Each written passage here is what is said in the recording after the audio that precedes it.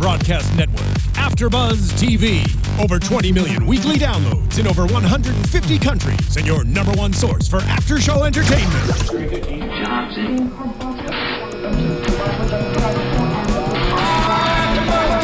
AFTERBUZZ TV, the destination for TV superfans, producing after-shows for over 300 of your favorite TV shows, interviewing celebrities and showrunners, and bringing you behind-the-scenes exclusives. All thanks to E! Entertainment's Maria Menounos, producer Kevin Undergaro, and internet leader Akamai. Now, let the buzz begin!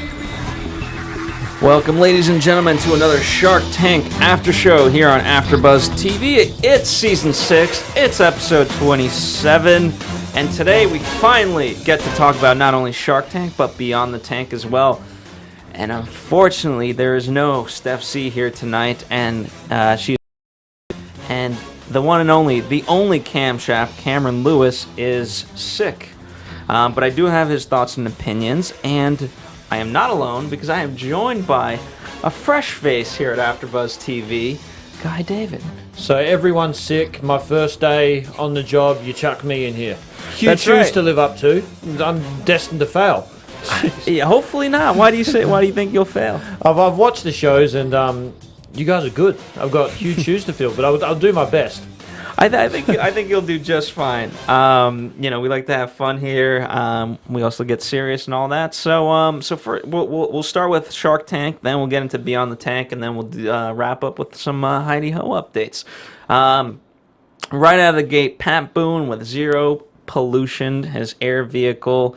They are seeking $5 million for 50%, so that gives them a $10 million valuation. Overall thoughts on kind of the product, the car, anything like that? Well, the product's unique, and it could be great. $5 million, that's probably the biggest they've ever had on Shark Tank. I'm not sure about that, but I think the previous was $2.5 million. Yeah, it certainly is the biggest, but in terms of equity, I'd have to double check that. Yeah, meaning what the full valuation is. So I mean, this is a major investment, even for people like the Sharks. $5 million is not chump change, even for millionaires like them. So, but the product, look, it's very interesting, and I think the Sharks, they had good points that if it's just getting manufactured in Hawaii, it's just limited to that. People can rip it off, right? People can do it wherever it is. Yeah, I mean throughout America. Yeah, but to basically build a proof of concept, to build a model, it wouldn't interest me. You know what I mean? If this was something that I wanted to get behind, I'll figure out a way to help fund it. But even if that number is $5 million, I'd find a way because it's a good idea. But certainly not just for Hawaii. So you like this?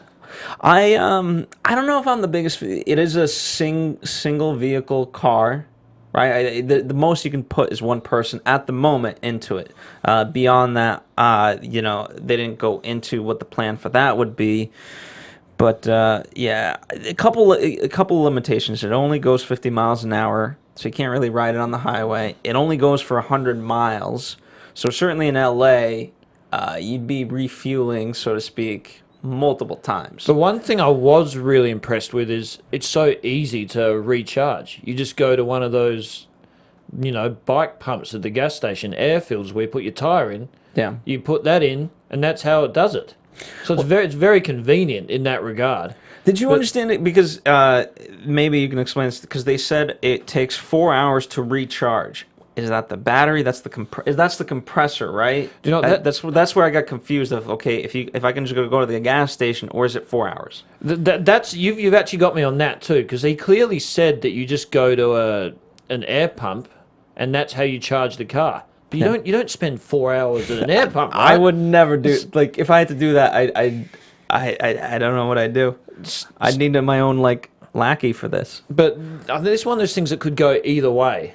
So it was tough for the Sharks because if this goes off, this could be huge. It's similar to the electric car thing. I worry it's a little too similar to that in some regards. But it's a unique concept. But I don't know. What do you think, Robert, investing in it, $5 million? I think Robert's the right shark. I mean, he is a car guy. And it is contingent upon taking it to the U.S. market. It makes no sense because even Mark was right saying, you know, why don't you watch the the Tata guys? The guys that are selling it elsewhere. Oh yeah, and in see India. their see their model of it, see how they're doing it, and learn from them. And that to me, you know, they don't own the product itself, and that's what kind of I dislike. You know, they're taking them, they're almost in a way licensing something that is existing, but it's not theirs. I don't like that idea. And I think that's why Robert played this beautifully, because there's a huge contingency here. If this can't be nationwide, he's not doing this Hawaii thing. He's not in the deal. He's not giving up his 5 million. So, and if he does get that, I think it's a good investment. So I think Robert really came out with a good deal here, even though it's a lot of money. And you're right, he is the perfect shark. I mean, he loves cars. He has a great collection himself. Have you ever looked it up? I've not seen his full collection, but I mean I've seen him drive around. It's pretty impressive stuff. So he seems like a good fit, and I'm very interested to see what happens in the updates with this. Yeah, this will certainly be interesting. I mean, it could be a game changer, or it might not be. We'll certainly find out. It's the beauty of Shark Tank too. I just can't wait to see this thing on the road. This little one person, you're all cramped in there going on air. Yeah, I mean, it's going to take a bit because you know, they have to get it tested for the U.S. and they don't have one of the biggest things. They don't have a crash test report. Yeah, and you know, I don't care what country you are. That's a major thing to have. Yeah, they said to have a crash test report, you actually have to crash the car, and they haven't manufactured enough to actually crash the car. But what do you think about just quickly? What do you think about the price? $10,000? Even I can afford that. I think that's a great price. I thought it was going to be one of those ridiculously high-priced, you know, cars, but 10 grand? It seems cheap. I don't know. 10 grand is very. I mean, for that type of car. Now, to be fair, again, you have to kind of look at it. You're only you can't fit 2 people in there. I don't know what the grocery situation is, like where, you know, how much like packing room you have. So you also have to weigh that in. And I mean, again, the crash thing's a big concern because you could get like squashed in that thing. Yeah, I mean, it's almost, especially in the U.S., it's almost like this ever constant cycle of the only real reason people almost have SUVs is because everyone else has a SUV, and if you get into a car crash and you're in a tiny car like this and you get hit by, let's say, a Hummer, good luck. I don't care like what the test results say, you're gonna get decked by that Hummer. I mean, I get freaked out just driving next to them because we don't have them in Australia where I'm from, all these big massive cars. So when I'm still intimidated looking at them here when I'm driving these things, you're gone. You don't stand a chance. So that's what I'm saying. Yeah, so there's a lot of things to consider. So you know, but certainly, like, yeah, they were talking about a golf cart, they were talking about all these things. So there's other applications for it as well beyond just a regular car. This is one of the most I'm interested in seeing what happens next with, because you're either going to know it or you're not going to know it, because you're going to see it. Yeah, and it might take a year or two to get out into the market, but I love products that redefine an industry, that really change something, you know. No offense to cupcakes and this and that, like, it's great, but it doesn't redefine a generation, or potentially, like, this has a lot of potential. No, I agree with you, and you put it much more eloquently than me, but that's what I was trying to get at. Something that is a game changer, you know, and you can say, we saw that on Shark Tank. Now it's everywhere. Yeah, absolutely. So there you go. I still don't know the name of is it Zero Pollution or is it the Air Car? I know we'll call it the Air Car. Zero Pollution Motors is the company, and the Air Car is the car. That's what I believe, anyway. Yeah. We need a better name, like Toyota, you know what I mean? Like, I mean, get a bit more creative than that, right? Yeah. Although it says what it is, so there's no question of that. So you can argue that is a good title. All right, up next, we have the dental hygienist, we have the mom, the fitness instructor, the paleo diet female with her own paleo diet bars. Did you see her muscles, by the way? She's ripped. Yeah. That was a big selling point there. I'm a big believer in the paleo diet. Do you practice it? I practice it for a day and then I get sucked into pizza and all the good stuff, so I break it. But I do believe in it, and what I've heard is, the caveman, the meats, the nuts, the stuff like that. It's the way to go. Yeah. But you mentioned it while we were watching. The fact that it's a bar, just you didn't like that. Why? First and foremost, there's so many protein bars and even like the Nutrigrain bars and things like that. Like, yeah, they're healthy, but when I think of paleo and I think of that, I want a meal. And it almost feels like this weird diet supplement of like, hey, eat this bar, and it feels cheap to me when, to me, the right form of getting healthy is eating good meals. And that's what she was trying to preach. And to just have a bar, it's not exciting. And that's what I want a meal. Yeah, that's what I originally thought the paleo diet, the beauty of it is you can eat a meal. You eat chicken and vegetables. You eat a steak and vegetables. It's eating meals, not getting stuck into these protein bar phases and stuff like that, which is quite common. But that seems to be what she's trying to do here. Take the paleo bar, and what it sounds like it's just a nut bar, really. Yeah, it's got egg whites. Every one of these bars kept having egg whites. But go to 7-Eleven, go to any gas station, and whatever, and I see there's an entire rack dedicated to protein bars. Yeah, it's just too much. It's a very, very tough market, and I'll have them and things like that. But I look at it as just a piece of fuel, not as like something to enjoy. Yeah, and as you said, the market's saturated. I'm on the road a lot, and I don't have time to get meals, so I do the protein bar thing quite a bit. So there's a need there, but again, it's a saturated market. There's so many types that I'm never going to look at this one and just. It won't stand out to me unless they get the packaging right or really advertise it well. I don't know, but that's my biggest problem with that. And when you think paleo diet, you think meals. So she wanted 150 for 20%, which is, I would say it's fair. Yeah, her sales to date were 135K. She was in over 350 brick and mortar stores. And one of her key points here was that Dr. Lorraine Cordain is apparently the founder of the paleo diet. I didn't know there was an original founder. I thought the caveman was. But yeah. Yeah, but I actually Googled him and it says founder, so he endorses it and he's actually a 5% owner of it, which I thought that would give us some clout when approaching the Sharks.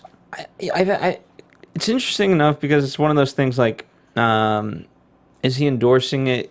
Could anybody go up to him with the right idea, and as long as it kind of fits this criteria, because he's getting royalty and he's got equity. So he's taken care of. It's not like he's just doing it altruistically. Yeah. And therein kind of lies the question for me. So you're worried he's just an endorsement, pretty much. He's just collecting a royalty from it. Yeah, it's like a celebrity that would just endorse you, like you're a sponsor. That's it. Yeah. She really let herself down, according to most of the Sharks, when she just lost her way a bit. Did you feel it? She got a little emotional. She got scattered. She didn't know what direction she was going in. There was no clear plan there. Yeah, you gotta just dedicate yourself to your business. Robert kind of touched upon it a little bit, but in past episodes he said, his friend used to do the 100-meter dash, and he's like almost pretty much a world record holder. Not in the world, but maybe whatever. He's basically good. And Robert wanted to do a 5K with him, and the guy's like, no. He's like, but you're in good shape. And the guy said to Robert, no, I do the 100 meters, and that's what I'm good at. I don't do anything beyond that. Interesting. I like it. So he's very much, that's his thing. And so with her, she's a dental hygienist. She's a fitness instructor. She's doing this. The mom thing, I don't think she can't escape that, and not in a bad way. It just is what it is, and that's obviously your responsibility. But being a hygienist and a fitness instructor, you have to let that go. And just, reiterating your point here, that's exactly what Robert said. He said, be great at one thing, not multiple things. Yeah. And that's what she's lacking right there. So, and that was also Damon's advice too. She said she was scattered. She was scattered, didn't have direction. But Laurie just didn't like the taste, neither did Mark, which it's tough. It's tough. It's a national show, very popular show, just saying flat out, I don't like the taste. I don't like this. In their defense, there isn't a bar that I've had, a protein bar, where I typically, I got to drink it with water, I got to drink it with juice, anything to like actually make it go down because I hate the taste. So it's not really in all fairness, it's not a make or break thing for me because I'm not used to a good tasting bar. There isn't one. That's what I'm saying. There isn't a healthy one. It requires all the good stuff, the sugars, the good stuff in life, which is why I've got this gut here. But that's for another time. But did she get any offers? No, she walked away with no deal, which is very tough for her to take. I mean, here's the thing. I think she can walk away from this experience and she can take it, and I think it'll be good for her. I think she will find her own success, but it gave her the clarity, like, you just need to focus. It's too early right now, and you can be a success, but just right now, you're not proven. And most of the people that don't get deals go on to be successful, just from the sheer magnitude of it. And they learn, because they get these questions thrown at them, which are typical questions from an investor by the Sharks. And they learn from that. They learn from their mistakes. They take their advice. So look, I'm sure this will do well. I think it will. I think so. And I think she deserves that sort of success. I think her heart's in the right place. She just needs to focus a little bit more, and she'll do well. Just quickly, not for you? I'd buy it. I'm sure if I see it. Honestly, I'm not brand loyal in any regard towards it. I just go down that aisle. Like I said, that's probably a mile long. Whatever happens to be closer, whatever happens to be eye grabbing. Sometimes I mix it up, and I'm just like, you know what? This is new. Let me try this. So I'm probably not the right clientele. I look at calorie and protein. That's what I look at. It just sounds right. Yeah. I don't know. There you go. That's certainly better requisites than me. All right. We have the world's best bait in the world. We have him coming in at $75,000 for 20% equity stake in these bait things.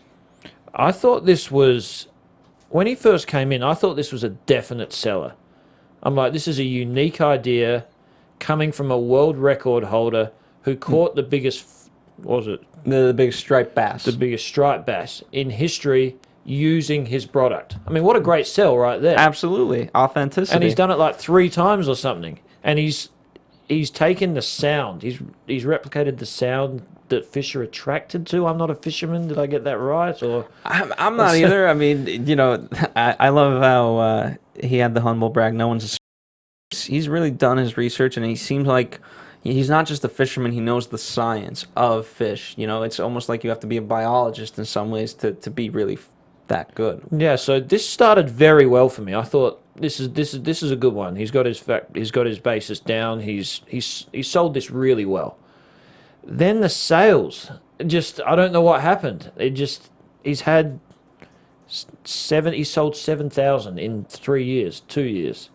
I think Damon threw out 3 years, but I think it's 2 years that he's been doing this, is what he said. Which is a total of 55K, he said. So, I mean, he's only been doing them at trade shows, and he's been sending them himself. So he hasn't really marketed yet, but that's still sort of a red flag, after 2 years. Maybe you should have marketed a bit better, thought of ways to really get these sales up, because, I don't know, your thoughts? One of two ways. Honestly, I felt like, for me, he should have either gone with Mr. Wonderful, right? You just license this, and you don't worry about it ever again for the rest of your life, or you make this like a small hobby. You find some company that can make these, so you don't have to because he's been making them on his own, and you make this a small business of yours that supports everything else. Do you need sales to be in the 1 million range? No, but let's say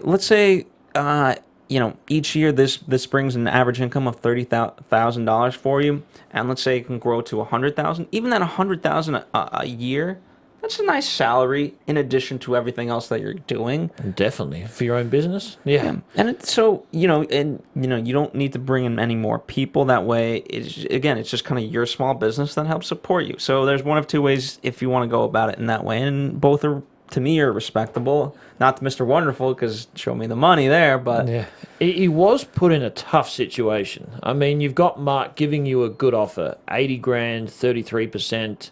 Good offer, it's Mark Cuban. But he's saying, you listen to what even Kevin has to offer, I'm out. And we do know from recent history, Kevin does make some tough offers. He offers loans. He almost always offers a royalty. He's a very, strict investor. So that was the concern I had, him listening to Kevin, but you would have gone with him. There's a difference in the regard of it's one thing if he has to pay royalty to Kevin out of something that he needs to make. If they license all these things, this guy has to do nothing. So everyone's just back. That's it. But again, if out of one of the biggest things that investors always say is you can't take money out. You need the capital early on. This guy, if we get a license, there's no capital that he needs.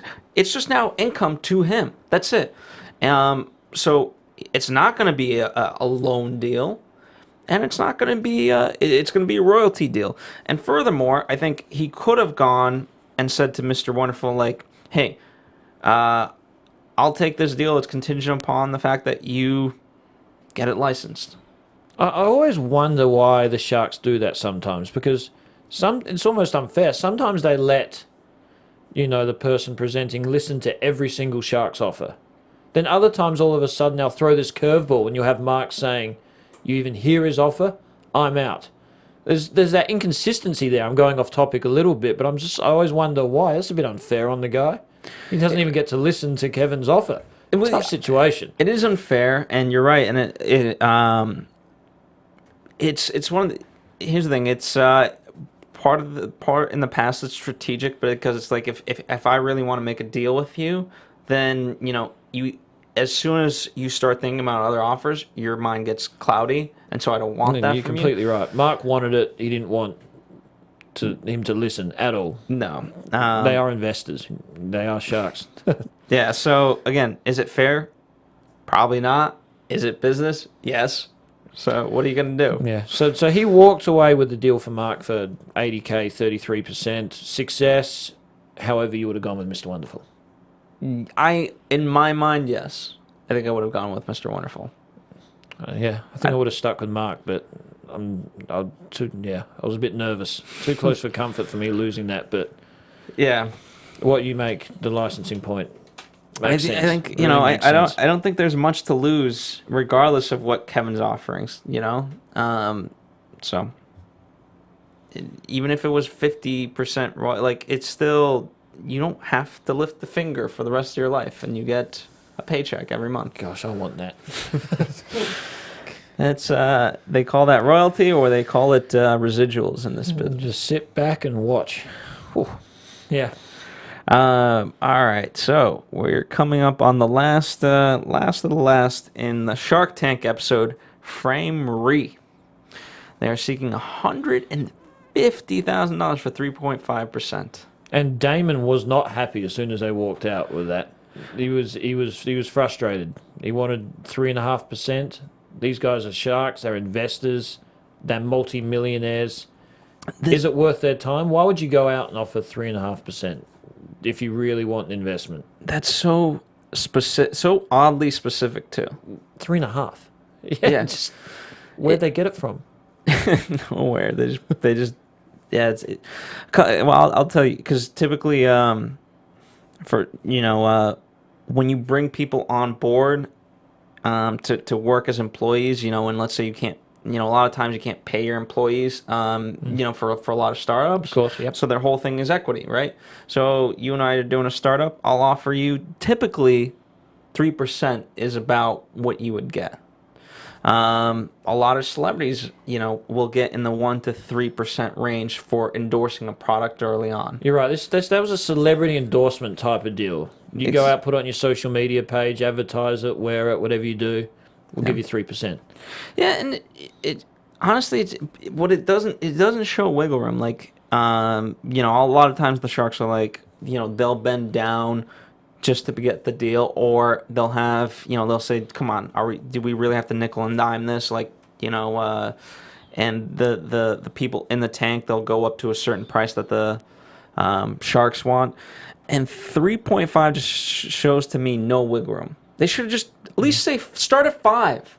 Did 3.5. So ask for more money if you want to, like, just whatever. But 3.5 is just so low. So as soon as I saw this, I thought, last one of the episode, they're asking 3.5%. Their sales must be astronomical. I mean, they're going to make a statement here, you know, because as we're saying, 3.5%. But then they're only doing pre-orders and they've only had 70K. So that didn't make much sense to me either. So I was a little bit perplexed, as was some of the sharks. But the product itself, what did you think of it?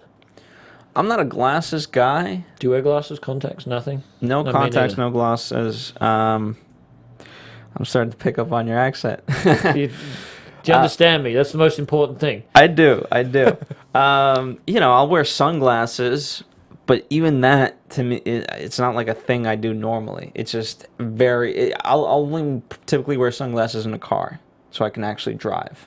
But beyond that, I don't. Yeah, I've actually got told I should start wearing sunglasses more because I've got a pterygium in my eye or something, which is from not wearing sunglasses and the sun hitting it. So that's something I've got to get better at, but it shows how much experience I have with sunglasses right there that I'm hurting myself. But it seemed like an interesting product. You get 3 frames and 2 sets of lenses for $500 in a pack. You can switch them out very easy. You just sort of click them out. It looked like the sharks found it no problem changing it. So it's a good product. It's just, I like the idea, you know, because, you know, they said I have different shirts, I have different pants, why can't we have this? Lori said there's other products out there like it. Yeah, and she questioned the patent straight away. That patent pending, she said there's no way this patent can be approved. And, you know, this is a person who happens to be an expert on patents. It's exactly. You're messing with the wrong person there if you're questioning her. So, I mean, that doesn't mean she can't be wrong, but obviously it's going to be tough to disprove her. Yeah, I wouldn't go against her. And it's one of the, you know, when this early on, right, you mentioned the pre-sales thing. It's great that they have $70,000. Guess what? They're all pre-sales. So people might not like them, first and foremost. You also want customer return, so you don't know how many of them will be returning, and right now you don't know your customer acquisition costs. Yeah, there's just so much they don't know, and they're evaluating their company at $4 million. That's too much. That's outrageous. And it was a little bit of a weird presentation. Well, one guy just stood there mute. He didn't say a word until Kevin made a joke at him. It's called him a silent partner. I thought that was very funny. Yeah. So it was a weird presentation. One guy did the talking. They've evaluated it weird. But they're doing something right because it's a good product. They've got it up and running. And I even liked on the website they had this virtual try-on thing. I've never seen that before, where you can virtually try your glasses on, which is a unique concept. And obviously it takes some work to do. So obviously smart guys, they're just, the pitch, it didn't... I was waiting for that big explosion of why this is a good product, why they're only... I think... You know, I think it is a good product, but they were there for the exposure. Yeah. That's it. They didn't want a deal. And Damon was adamant about that. He said, you're only here to be exposed. You don't come in and offer 3.5%. And he was disturbed about it. But they did get an offer, which I was very surprised about. Yeah. And I was even more surprised it was coming from Kevin, to be honest. Why is that? Why is it always... He's the guy that is just... He's hard. You don't find that? Well, he is hard because he'll make a in his mind, a fair deal. I always saw him. He's not the creative guy. He doesn't. He's all about sales, return of investment. He's a very smart investor, but he doesn't like. He never appealed to me as the one that looks into the future. He just looks at the sales. Will I get my money back? I'll invest. So I didn't think he'd be the one giving them an offer, even though it was it was a loan. It was a 150K loan, and he wanted 450K back. And what, $25 a box sold, a case sold. So it is a deal. I mean, it's not a great one, but what would you expect? And he said, I take the 3.5% just for being Mr. Wonderful. Yeah. Which, that's why I love him. I mean, it's not a great deal. I mean, again, if you wanted the money, if you need the money, it's not a bad deal in that these are all custom made. So, Mr. Wonderful will be getting a return based off of every time you sell something. So you've made that sale already. I don't think there's a high risk in that regard of that you need to all of a sudden, because if I make shirts, right, I come up with a shirt line, then I have to guess, okay, how many smalls, how many mediums and larges I'm going to make, and I have to house this stuff and whatever else. This is custom made, so you're already you don't lose that on the packaging and whatever. I'm losing the actual word that it's called, but yeah, I think I suck as a businessman. I'm not a businessman, so my opinion's really irrelevant here. But I always think to myself, what would I do in their situation? And just the word loan scares me, just from a business standpoint, because it's a loan. You owe the money back, and you own a whatever percent of interest this is. I'm not even sure, but it is an offer, and it's Mr. Wonderful, and I probably would have taken a punt there because it is a shark, and I think I would have gone for it. You? Not sure? I wouldn't have gone for it. I mean, here's the thing. I wouldn't have gone for it from an investor side because I didn't like. I don't know. I don't think they're gonna get the patent. If Lori's telling me there's similar products out there already, okay, so their lens things are slightly better, but so what?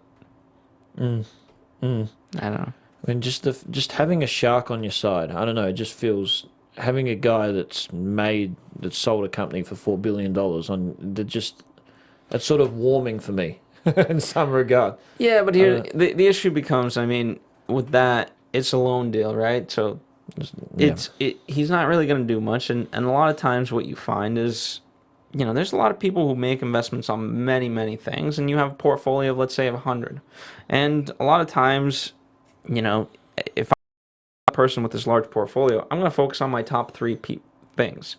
And, realistically out of that portfolio, I just need three things to actually hit to make money back on every single one of them. So 97 of them could be huge. It could be losses, but they're not that detrimental.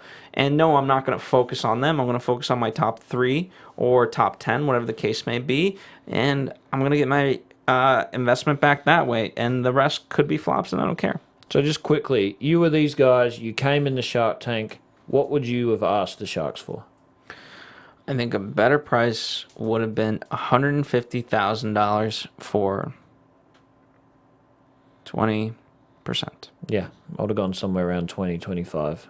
I think that seems a lot more reasonable. Yeah. And if they honestly wanted to argue that I was overvaluing the company, then we could have negotiated on a price. But at least that shows.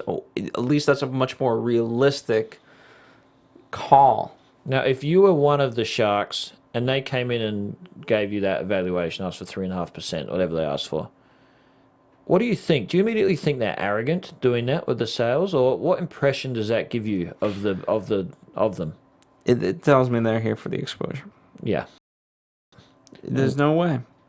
They're here. I don't think they wanted to make a deal, and I'm surprised that Mark, because he's usually the one that says, "Get out! You're just here for the exposure." I'm surprised that he actually fought against Damon. He defended them a bit. I was surprised at that too. Yeah. But yeah, the weight of the other Sharks' voices overpowered even his. And I think it would have been, I think to test the waters, a simple thing. Maybe they did this and just didn't actually show it in the episode. Would have been like, okay, listen, What's a more realistic number that you're willing to go up to in terms of equity? $450,000. Are you willing to go up to 5? Are you willing to go up to 10? What are you willing to budge on? Yeah, I agree. And I think they would have, 20%, you take that. 25%, you take that. Yeah. I just think they made a mistake from the start. Here's the thing. Is it a mistake? I don't think so, because they got what they wanted. They got exposure. Oh, okay. You're saying they were strictly there for the exposure. They got their exposure to the millions of people watching around the world. They're on their way up. Yeah. Which does happen. It does happen. And this things, these episodes get repeated too. So not as much as some other shows, but these get repeated. So trust me, they're not going away, for better or worse. So we've talked Shark Tank, but now we must talk about Beyond the Tank. This was that's right. And let me I'll start with let me pull up Cameron's thoughts real fast as I do this. Okay. So, Cameron Lewis says, Bubba is my favorite and I want ribs. I'm worried about the long-term future of Tipsy Elves, and the water bottle kid is amazing. Ultimately, I wish the show was a little bit more gritty, though. I've waited for this show for a while because I've always wondered, and I think the most of the American people have wondered what happens after the deal's done. So it's a perfect show. So, great show. I'm actually with him. I was a little disappointed by it. It just didn't go into the... It had a... they met the shark, they went through their sales, they went through a plan. I wanted a... Maybe it's been greedy. I wanted a bit more in depth. I wanted straight after the Shark Tank. What they do, who they sit down with, are there lawyers there? How do they approach it? What do they tell them to go do? It just really deep. I wanted to see the real aspect of it. And I didn't quite get to see that. And it is tough to put it into a 1 hour episode and get it all on camera, obviously. And especially they're divided it into, multiple PEP. It's not like you're just focusing on one person or one business. We got multiple. Yeah, and multiple sharks to show. So I understand it was tough. It was very interesting to see how the businesses were doing and what sort of traffic they got after Shark Tank. I mean, Tipsy Elves has become a $10 million business, which is just... I've seen their products. It's so staggering to me. Yeah. And now, I mean, they're doing the right thing. The Tipsy Elves Christmas sweaters, they want to make it a $50 million business, and they can't make it a $50 million business just selling Christmas sweaters. So they're going to the next step, which is expanding into T-shirts, other forms of sweaters. And it was interesting how one of them, I've forgotten their names, one of them is full-time, Tipsy Elves, but the other is he's a dentist? Yeah, he works in dentistry. I forget if he's a hygienist as well. Yeah, something like that. But it sounds like he's making good money. Like, he's doing pretty well for himself. Yeah, but, I forget what the full number, he was a lawyer too, and I believe he said he was making $170,000 a year. That was my next point. That's insane. So, how did he get to quit his job, making $170,000, work full time? Yeah. But the other guy just works at dental hygienist and sees it all from Skype, has a meeting every now and then. It just seems completely unfair. What happened there? Yeah, that's, so even if you're, let's say, to even, be in the realm of discussion of leaving your job, not leaving your job, in especially with this balance, you'd have to be at least making $300,000 a year as this dentist for me to even consider it. Because I could... if I was making $25,000 and I gave up my job, then it's okay, very easy. Of course, it's very easy for you to give up your job, but I got to support everything. That was the first thing that stuck out to me about Tipsy Elves. Obviously, they're doing very well. And I didn't get the answer to this, but why didn't Robert direct him to quit his job from the start? He ended up quitting his job and going full-time, but it wasn't until they went to Toronto, met with Robert, had a recap. I mean, surely Robert saw that one guy gave up $170,000 lawyer job and the other guy's still working, talking from Skype. I didn't think he'd sort of allow that to be that out of proportion, Yeah, I mean, here's the thing. I'm sure it's something that they've a couple of things. Something that they've talked about. But at the end of the day, Robert's not necessarily going to check in every single day on these various things. So it could have just been like, okay, he told them and it just didn't happen. And finally, when they're all in a room together, it's like, okay, listen, you want this to be a $50 million business? You can't do this. And his number one point was that he spent 10 years in school to become a dentist. Yeah. That's all wonderful, but doesn't matter. Like that. It's a $10 million business now. That's right. And if you honestly, you can always go back to that in your life. You have the knowledge. Yes, technology will change and evolve, but you can always return. Yeah, exactly. He's got the education. He's had the experience. He can go back to it. This is a once-in-a-lifetime opportunity. It's a no-brainer. Yeah. There were a few questions, simple questions I wanted to see, which still weren't answered for me. Like, exactly how often do they speak to Robert? Stuff like that. He's a very busy man. Mm-hmm. They never answered that. They showed they were going to Toronto to meet. They never said how often they communicate with him. How much influence does he actually have over the business? Who's advising them? I remember listening on the radio the other day. A guy randomly called up and they started speaking about Shark Tank. And it turned out the guy had a company that Mark Cuban invested in. He went on Shark Tank. And I remember he was ultra impressed with Mark Cuban. He said, this guy is one of the busiest men alive. But every time I send him an email, he will personally answer me within 5 minutes. Every time I call him, he will personally call me back within 5-10 minutes, which is why he's so impressive. Mm-hmm. I wanted to see a bit more of that in Beyond the Tank, but I'm not really sure how they do it. What were your thoughts? How did it come across to you? Absolutely, I think that's absolutely wonderful. You just want certain. Right now, we're getting the emotional aspect of it, but I think it would be okay to kind of make it more educational and factual in that regard, because I would say, I'm sure they have quarterly meetings in Toronto. That's what I would do. Yep. Depending if this is Robert's one of his most successful investments in the Shark Tank, then it's not beyond like, hey, every week we have, a 30-minute call.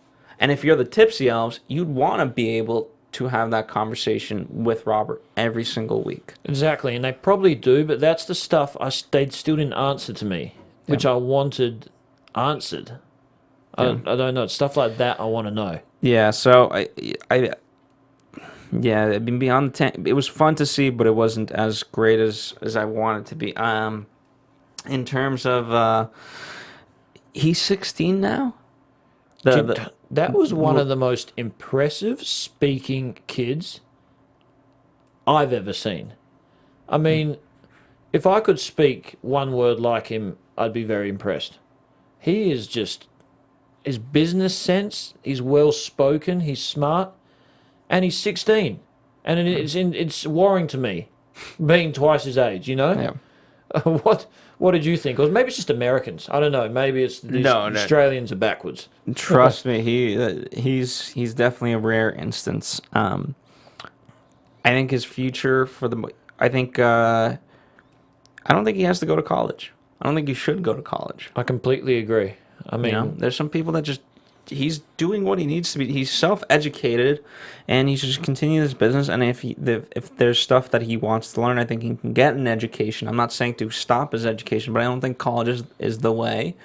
And he should continue the success of this. I mean, to get himself into stores on his own. It's 16. It's remarkable. And you hear businessmen saying all the time, you learn in business every day. You learn more than you do at college. He's 16 and he's doing all this now. Imagine when he's 20. He's still illegal. He still can't go to a bar. But he'll have this empire going for him. It was very impressive, and it made me think I've got to better myself. Well, we all do.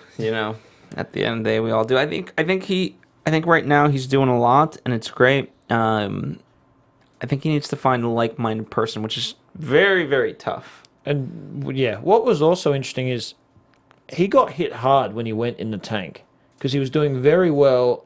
And then as soon as he said that my parents took out a mortgage on their house to fund my business, The Sharks just went, nah, red flag, I'm out, I'm out, I'm out. They all went out. That can really hurt a kid. The realization that my parents took a mortgage out on their house, the Sharks hated it, I'm a failure, my parents don't have as much money because of it. Yeah. And the way he responded, if you put that in perspective, it's quite unbelievable what he's doing now, and he's actually paid back his parents' mortgage. So that was one of the best parts of Beyond the Tank for me, seeing that. I think absolutely. I think this was the story of the night for me. And I also like the idea that he went into the tank thinking that it almost showed his dedication to the cause, and to have it be thrown in his face in that way, it was not a reaction he was prepared for at all, and he didn't know, and he felt that was the main reason why he couldn't get a deal. He said that. He said, I was stumped. I did not see that coming at all. No.